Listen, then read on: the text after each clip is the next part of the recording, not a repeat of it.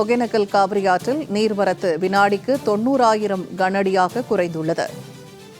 ஒகேனக்கல் காவிரி ஆற்றில் நீர்வரத்து சரிந்துள்ளது அண்மை செய்தியாக நாம் பார்த்துக் கொண்டிருக்கிறோம். ஒகேனக்கல் காவிரி ஆற்றில் நீர்வரத்து வினாடிக்கு 90,000 கனஅடியாக குறைந்துள்ளது. இன்று காலை வினாடிக்கு 1,45,000 கனஅடியாக இருந்த நீர்வரத்து தற்போது குறைந்துள்ளது அண்மை செய்தியாக நாம் பார்த்துக் கொண்டிருக்கிறோம்.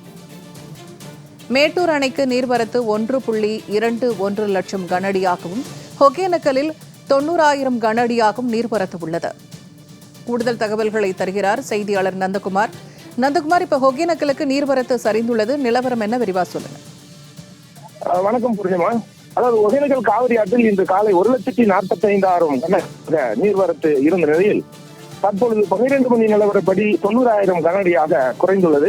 அதாவது கர்நாடகா, கேரளா காவிரி நீர்பிடிப்பு பகுதிகளில் தொடர்ந்து கனமழை பெய்து வந்ததால கர்நாடக அணைகளான கிருஷ்ணராஜசாகர் மற்றும் கபினி அணை அதன் முழு கொள்ளளவை எட்டியுள்ளதால் நேற்று முன்தினம் காலை 8 மணி நிலவரப்படி இரு அணைகளிலும் இருந்து வினாடிக்கு 1,43,000 கனஅடி நீர் வெளியேற்றப்பட்டு வந்த நிலையில் அன்று மாலையே கேஆர்எஸ் அணை, கபினி ஆகிய இரு அணைகளிலிருந்து வினாடிக்கு 1,66,000 கனஅடியாக நீர்வரத்து இருந்தது. இந்த நீரானது நேற்று காலை 9 மணி நிலவரப்படி ஒகேனக்கல் காவிரி ஆற்றில் 1,50,000 கனஅடி அதிகரித்தது. காவிரியில் வெள்ளப்பெருக்கு ஏற்பட்டது. அதனைத் தொடர்ந்து மதியம் 1 மணி நிலவரப்படி நீர்வரத்து மேலும் அதிகரித்து 1,65,000 கனஅடியாக அதிகரித்தது. இந்த நீர்வரத்தானது நேற்று மாலை வரை அதே நிலையில் நீடித்து வந்தது. இந்த நிலையில் இன்று காலை 6 மணி நிலவரப்படி ஒகேனக்கல் காவிரி ஆற்றில் நீர்வரத்து 1,45,000 கனஅடியாக குறைந்துள்ளது. மேலும் இன்று 12 மணி நிலவரப்படி ஒகேனக்கல் காவிரி ஆற்றில் 90,000 கனஅடியாக குறைந்துள்ளது.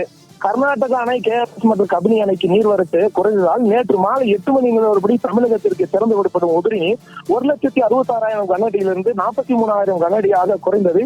மேலும் அது தமிழகத்திற்கு திறந்து விடப்படும் நீரானது 38,000 கனஅடியாக குறைந்துள்ளது. ஆனால் தொடர்ந்து ஒகேனக்கல் சுற்றுலா தலத்தில் பரிசல் இயக்கவும், அருவிகளில் மற்றும் ஆற்றங்கரை ஓரம் குளிக்கவும் தொடர்ந்து மாவட்ட நிர்வாகத்தின் தடை நீடித்து வருகிறது. பூர்ணிமா, தகவல்களை பகிர்ந்து கொண்டமைக்கு நன்றி நந்தகுமார்.